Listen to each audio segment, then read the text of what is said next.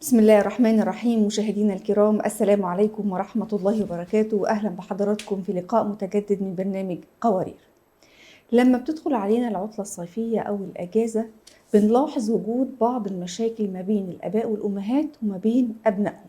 المشاكل دي بتكون بمعدل أكبر وأكتر شوية من وقت الدراسة. طيب ليه؟ أولا في أسباب كتير، منها مثلا كثرة سهر الأولاد في الصيف بحجة إن مفيش دراسة تاني يوم وإن أنا مش المفروض أصحى بدري، ويترتب على ده طبعا النوم لوقت طويل جدا من النهار. عدم مساعدة الأولاد لأهاليهم في البيوت، وعدم تقديم أي مساعدة، وحتى لو طلب منهم بنحس إن يعني في تذمر وعدم رغبة في المساعدة. من بعض الأسباب اللي بتؤدي للمشاكل رغبتهم في الخروج المستمر مع أصدقائهم وطلب مصاريف يومية ممكن تكون عبء على الأهالي في الأجازة عن الدراسة. النقطة المهمة والخطأ اللي بيقع فيه كتير من الآباء والأمهات إن هم بيربطوا الأجازة الصيفية أو العطلة الصيفية بالقرآن الكريم فقط. جت الأجازة يبقى لازم الشيخ هيجي البيت، أو هنتابع بأي طريقة ما أنت هتروح للشيخ وتحفظ قرآن، وكأن القرآن مربوط بالصيف فقط وطول السنة ما فيش قرآن، وإن الالتزام لازم يكون بشكل قوي جدا جدا للقرآن في الصيف. بعض الأهالي بيلجأوا إن أولادهم يطلعوا للشغل، للعمل، للكسب في الأجازة. كتير من الأسباب اللي بتخلي الأجازة الصيفية أو العطلة فيها مشاحنات وغضب كبير جدا من الأولاد، شايفين إن الأب والأم ظالمينهم، حرام عليكم، كفاية طول السنة إحنا كنا تعبانين.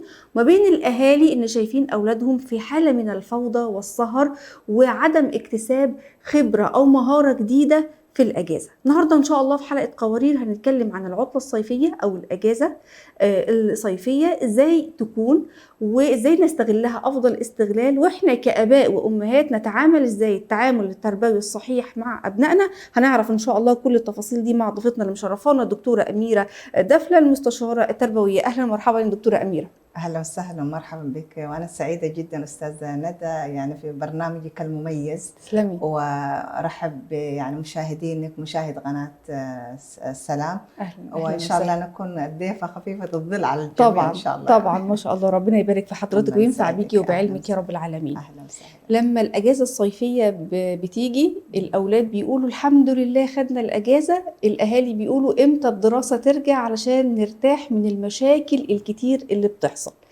هل بالضرورة دكتورة أميرة إن الأجازة الصيفية أو العطلة الصيفية يكون فيها أنشطة، يكون فيها مثلا كورسات بياخدوها، مهارات معينة لازم يكتسبوها، ولا الأجازة بلسان حال الأبناء راحة تامة ما تطلبوش مننا فيها أي شيء؟ هو السؤال جميل يعني بصراحة. يعني إحنا الآن في عطلة الصيف، يعني يمكن اخترت موضوع، يعني موضوع الساعة إحنا نقول يعني.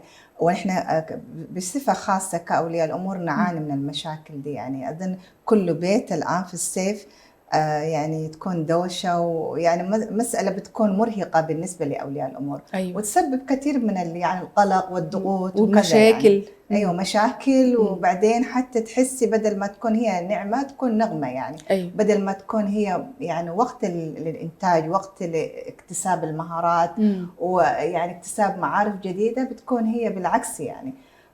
فهي الموضوع كله هو الوقت حياتنا. يعني الانسان اذا فرط في وقته يعني معناه فرط في حياته يعني.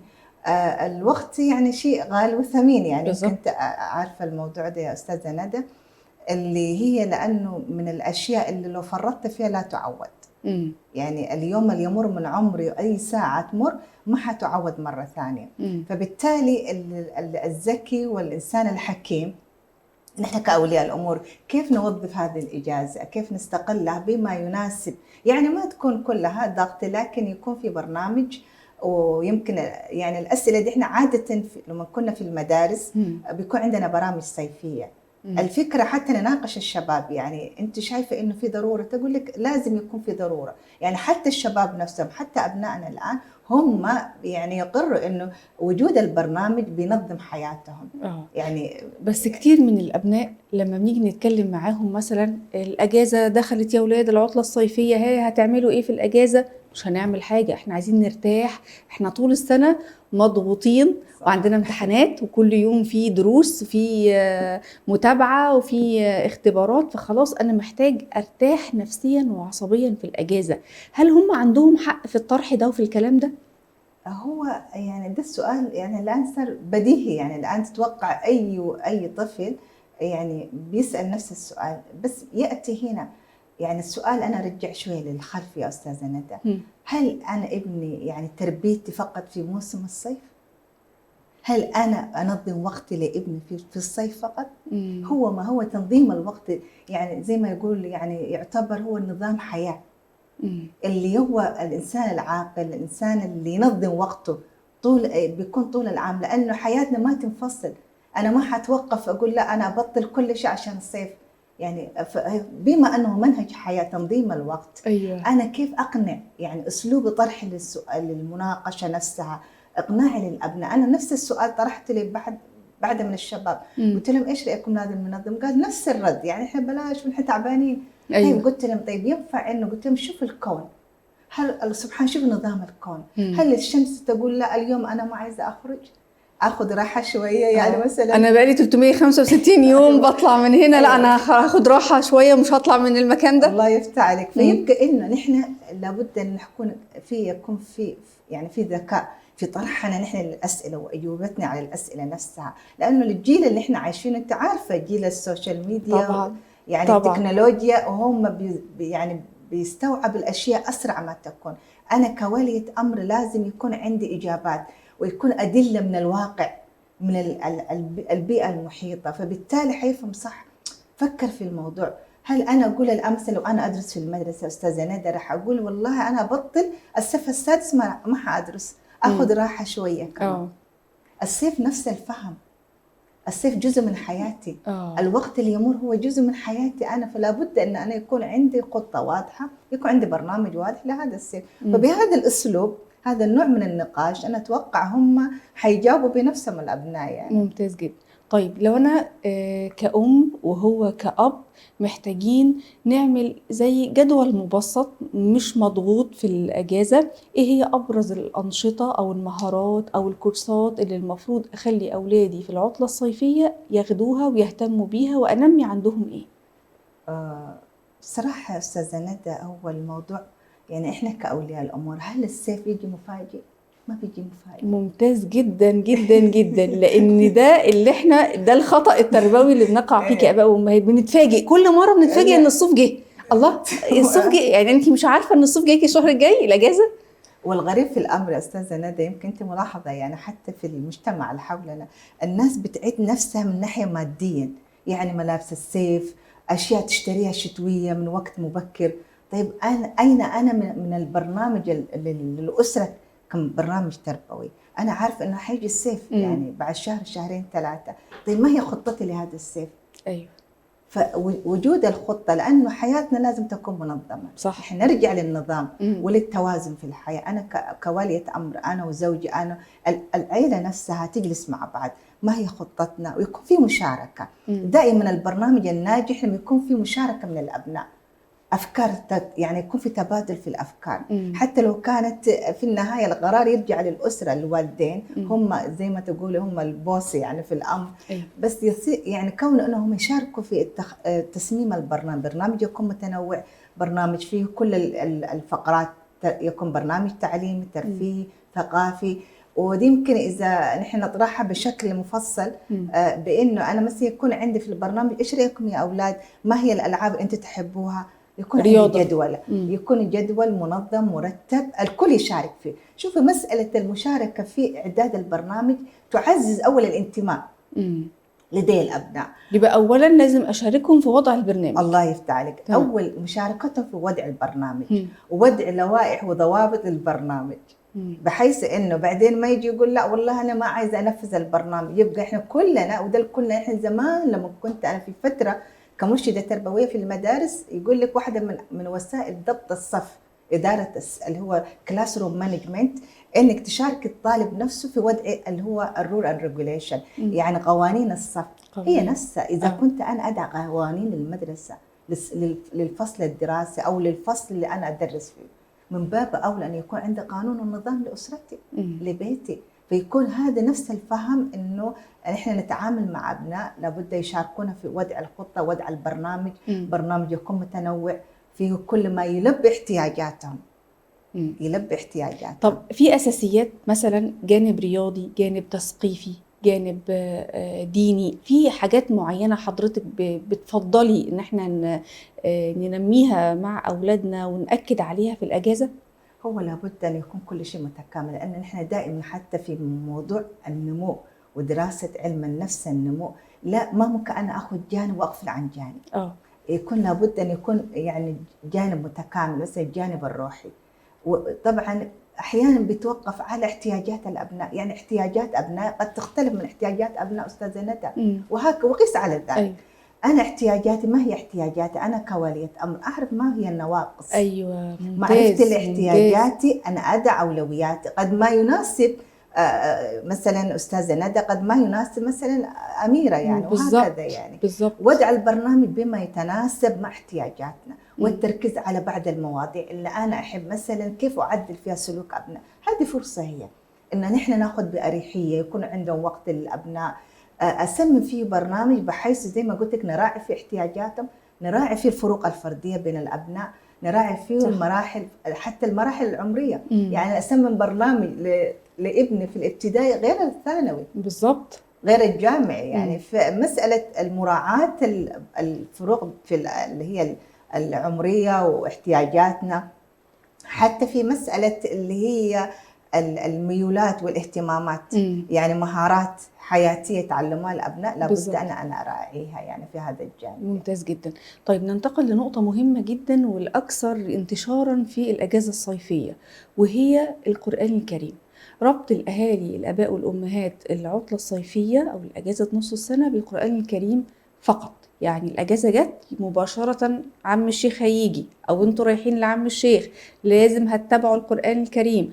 وكأن الأجازة طبعا يعني المفروض أن القرآن معانا طول العام وفي حياتنا كلها، ولكن ارتبط في أذهان بعض الأبناء أن طالما الأجازة جت يبقى احنا هنحفظ قرآن، يبقى هيشدوا علينا، يبقى هيعاملونا بعنف. ما حفظتش يبقى الأجازة مش هتروح مصيف، ما حفظتش قرآن يبقى ممنوع من المصاريف.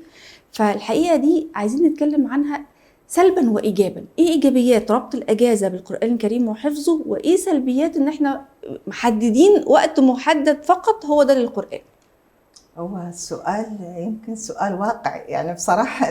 أنا قابلت قبل ما أجي للقاء هنا، وبما أن إحنا في فترة الصيف وكان عندي جلسة مع بعض الأسر، فيعني جاب بادر على ذهني. أنا عادة يعني إحنا كعادتنا كمرشدين يعني في كل جلسة نحاول نناقش مع الشباب وكذا. سألت البنات قلت لهم إيش رأيكم الإجازة تكون أنتوا ليش ما تكون بس للحفظ وكذا؟ يعني حتى أنا استفزيتهم ببعض الأسئلة أسمع منهم يعني. فقالت لي أنت عارفة يا دكتورة لو أنت قلت لي أحفظ اليوم كله أنا حأطفش وما حأحفظ وخلاص. فمن حتى لاحظت رد الفعل كيف كان. فما بالك إذا كانت كنت أنا والية الأمر. يعني عادة أبنائنا الأوامر والتوجيهات من الآباء في الغالب بيعتبروا نوع السلطة يعني. وممكن يتقبلوا منك أنت أستاذة ندى، أنت مثلا أستاذتهم، خالتهم، من أقاربهم، يمكن أحيانا غير الأم والأب يعني. موضوعنا إحنا أنت السؤال اللي الجانب الإيجابي الجانب السلبي، أنا أركز مثلا في الجانب الإيجابي أكيد يعني في مساحة من الوقت. لكن يا أستاذة ندى هل القرآن فقط، نفس السؤال الأول، هل القرآن فقط في الصيف؟ وهل إحنا عبادتنا وعلاقتنا مع الله سبحانه وتعالى فقط مرتبطة بمواسم؟ صح. يعني شيء. فدي واحدة من المفاهيم اللي نحن نريد نصححها بالنسبة لأولياء الأمور. القرآن منهج حياة. يعني نقول إن نسك وصلاتي ومحياي ومماتي لله رب العالمين، يعني حياتنا كلها لله. فبالتالي قد يكون مستوى الحفظ أو معدل الحفظ يختلف. بالضبط. في فترة في تفرغ الدراسة أكتر. أيوة الله يفتح عليك. يعني في وقت الدراسة بيكون في ضغط أكاديمي، وحتى ما يكون الابن عليه اللود، يعني يكون على عبء الدراسة الأكاديمية ومن هنا حفظ وكذا. حتى أنا أحبب إليه القرآن. يعني هي نحن بالكمية بالكيفية وليس بالكمية. يعني أحيانا الناس أولياء الأمور يركزوا لازم يختم، لازم يحفظ جزئين ثلاثة في الصيف وضغط. هذه الجوانب الإيجابية، بمعنى إنه نحن هذه فعلا حقيقة فرصة لأنه إحنا نستعين بالأقران، نستعين بالأبناء، لأنه في وقت الدراسة ما يكون في أصحاب موجودين. فأنا كيف استقل هذه الصحبة الصالحة؟ هذه من إيجابيات الإجازة. أيوة. يكون في برنامج حلقات مثلا تفسير وحفظ، وطبعا هذه الفرصة ما تعوض بالنسبة في أيام الدراسة العادية. دي من الأشياء الإيجابية جدا. أيوة. كيف استغلالنا نحن لها؟ ممكن تكون هي أحيانا وسيلة، ممكن تكون سلبية وإيجابية على حسب كيف استخدامنا لها. ممتاز جدا. أيوة. جدا على حسب استخدامنا إحنا كآباء وأمهات، لأن في بعض الآباء بيخلوا القرآن الكريم وكأنه يعني بيخوفوا بيه الأولاد، إن أنت لو ما حفظتش القرآن الكريم كل حاجة ممنوعة، مفيش خروج، مفيش مصروف، صحيح. مفيش لقاء للأصدقاء، مفيش أي حاجة. فبالتالي بيخلي الابن أو الابنة غصبا عنها يعني يتضايق من حفظ القرآن الكريم، يعتبروا سبب إنه يعني بيعطل كل حاجة، وانتوا بتنكدوا عليا بسبب الحفظ، ويخليهم ينفروا منه. بعدين في واحدة من الأشياء من تجربتي أنا في جلسات الإرشاد، يعني كانت تقول للبنت أنا هم عايزين أحفظ عشان هم يلبس تاج الوقار. يعني شوف وصل مرحلة إنه خلاص يعني أنتم الهدف يعني فقد معناه كحفظ القرآن. يعني حتى نحن أكون يعني صريحة مع حضرتك، أنا كأم بقى بعيدا عن ندى المذيعة، أنا كأم اتقالت لي الجملة دي من حد من أولادي، من كثرة حرصي على حفظهم للقرآن الكريم ويعني شوية كنت يعني لحوحة شوية، احنا بشر واكيد بنقع في بعض الأخطاء يعني.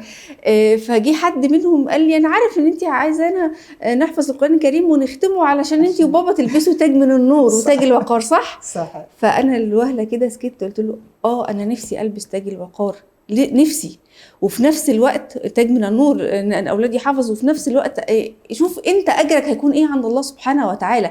بس الوهله كده وقفت قدام نفسي، انا الامر مش شخصي والله، انا نفسي ان انت تكون حاجه كويسه وتحفظ القرآن الكريم، بس برضو انا بتمنى لنفسي كده.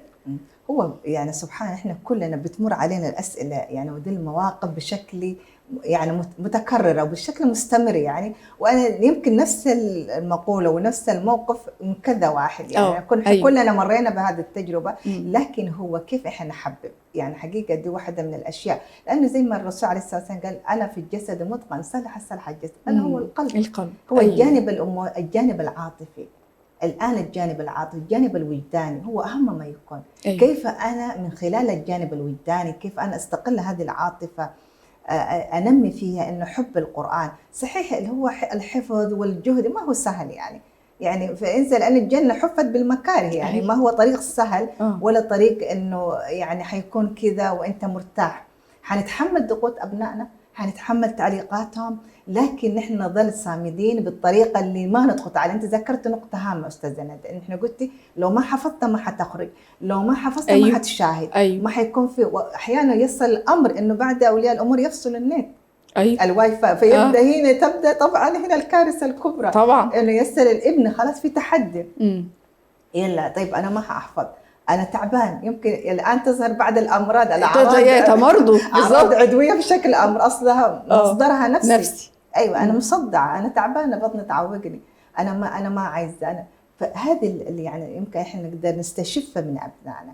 وأنا أقول يمكن واحدة من النصائح اللي هي أنصح بها نفسي في البداية وفي يعني المقام الأول يعني المشاهدين، إنه نحن دائما نتحرى نغير في أساليبنا.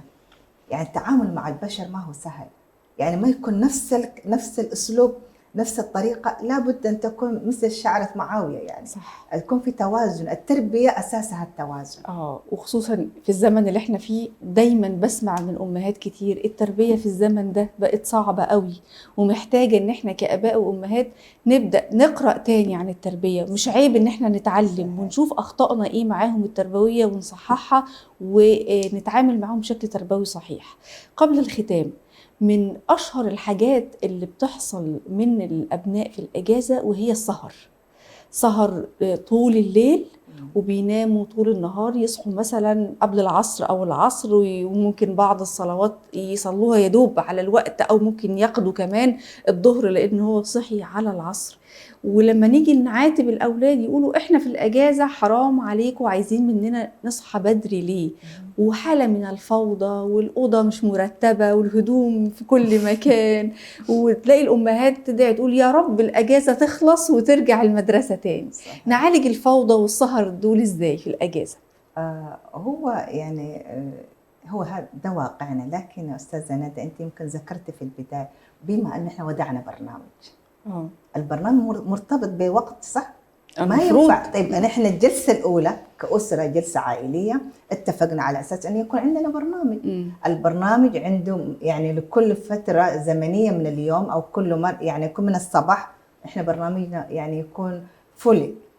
طيب اذا انا سهرت الليل كله كيف حيكون البرنامج؟ معناه ما حيكون في اي برنامج. مفيش برنامج. أيوة. هيصحى العصر، وبالتالي ما راح يكون الحياه حتكون صايبه وفوضى. ودي واحده من يعني تكون واحده من عدم الاحساس بالمسؤوليه. لانه انا زي ما في البدايه ذكرت انه لازم يكون في توازن. التوازن لا يعني انه ما يكون في انضباط. الانضباط اساس الحياه. الاسره الما منضبطه، الشخص الغير منضبط دائما ما يكون انسان ناجح. طيب انا كيف انمي ابنائي وكيف تكون الاجازه هي فرصه للانتاج، فرصه للتطوير.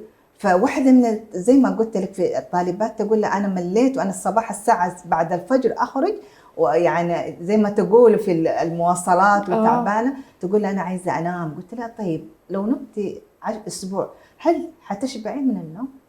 هل في يعني حتكون الاشباع رغبه النوم هل عنده مده محدده؟ هل عنده زمن محدد انه اقول اليوم خلاص شبعت من النوم؟ لا، ما حدش بيشبع من الراحه، ما حدش بيشبع من الراحه. نفس السؤال هو الان. طيب قلت لها طيب انت الان عندك مشكله في بعض المواد، مثلا في القراءه او في الكتابه، عندك يعني مثلا تحتاجي تطور نفسك ماده الرياضيات او ماده العلوم. طيب ما شايفه انه هذه فرصه؟ كيف شعورك؟ سألته قلت كيف شعورك لما تبدأ العام الدراسي وانت تكون طورت نفسك في المادة، واول ما تسأل الأستاذ انت أكثر واحدة تجاوبي؟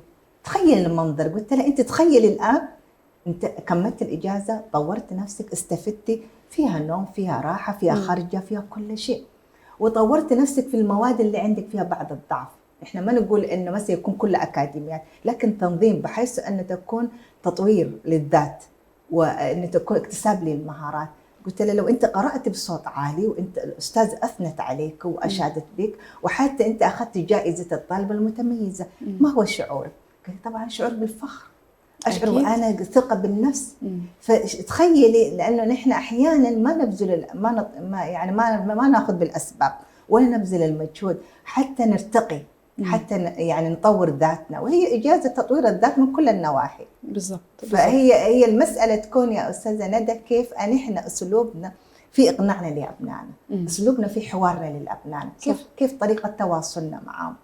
اذا كنا نجحنا في هذه الطريقه بالتالي حنستطيع أن ننفذ البرنامج بالشكل الصحيح وبالشكل المفيد يعني. بالضبط. أشكر حضرتك في النهاية الدكتورة أميرة دفلة المستشارة التربوية على وجودك معانا، شرفتينا ونورتينا، والحقيقة طرح مميز كعادة حضرتك، وإن شاء الله ندعو الله سبحانه وتعالى أن الأجازة تكون أجازة مثمرة ومفيدة على أبنائنا جميعا يا رب. الله يسعدك أستاذة ندى، أنا أشكرك أنك أنت يعني أتحت لي الفرصة واستضفتيني في برنامجك المميز يعني، وأنا أشكر حضرتك وأشكر كل المتابعين المشاهدين القناة، خاصة برنامج قوارير يعني. الله يسعدك ومزيد من التوفيق إن شاء الله، ونسأل الله ربي إن شاء الله يبارك في أوقاتنا وفي أعمارنا وفي علمنا إن شاء الله. مشكورة على هذه الاستضافة. شكرا. تسلمي حبيبتي، ربنا يبارك في حضرتك، والشكر موصول لكل متابعين برنامج قوارير. الأجازة والعطلة الصيفية مهمة جدا لأولادنا، بس زي ما الدكتورة قالت طريقة طرحنا للجدول اللي احنا عايزين أولادنا يمشوا عليه هي اللي بتختلف. بلاش الشدة وبلاش القسوة، والمفروض ان هم يشاركونا في وضع الجدول ده، وكل تبع احتياجاته وتبع مهاراته المختلفة. وطبعا نقطة القرآن الكريم، بلاش نضغط على الأولاد ونجعل القرآن الكريم هو الأداة اللي في إيدينا علشان نخوف الأولاد أو نحرمهم من أي شيء تجاه القرآن الكريم. طبعا القرآن الكريم لازم يكون معانا طول العام، ولكن بلاش نجعله هو الحاجة اللي بتخوف أولادنا إن هم يسمعوا الكلام أو ما يسهروش أو ما إلى ذلك من الأمور اللي بتزعجنا إحنا كآباء وأمهات في الصيف. ونسأل الله سبحانه وتعالى إنه يهدي أبنائنا وأبناء المسلمين أجمعين، وإن الأجازة الصيفية تكون مفيدة ليهم روحيا ودينيا وأخلاقيا وثقافيا. نشكركم على حسن وطيب المتابعة. انتهت حلقة قوارير اليوم، وإلى أن نلقاكم نترككم في رعاية الله وأمنه، والسلام عليكم ورحمة الله وبركاته.